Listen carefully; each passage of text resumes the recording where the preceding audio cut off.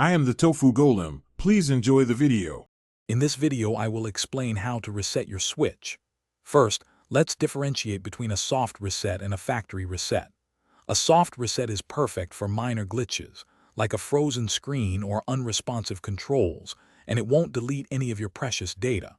A factory reset, however, completely wipes your console clean, returning it to its original, out-of-the-box state. This is useful for selling your device or resolving persistent software problems. Performing a soft reset is quite straightforward. Simply press and hold the power button, located on the top of your console, for about 3 seconds. This action will bring up the Power Options menu. From there, select Power Options and then choose Restart to gently reboot your system. If your switch is completely unresponsive, you can force a shutdown by holding the power button for a longer duration, specifically 12 seconds. This will turn off the console entirely. Before initiating a factory reset, it's crucial to prepare your console.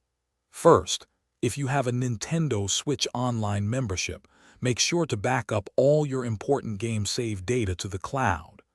This step is vital because a factory reset will permanently erase all user data, save files, and downloaded software from your device. Additionally, ensure your switch is either fully charged or connected to its power adapter to prevent any interruptions during the reset process. To execute a factory reset, begin by navigating to the system settings from your home menu. Scroll down the left-hand sidebar until you find and select System. On the right side, scroll down further to locate Formatting Options. Within this section, you will see the option Initialize Console. Select this, and then confirm your decision to erase all data and restore your console to its original factory settings. This process will take several minutes to complete. Thanks for watching. Consider subscribing if we helped you today.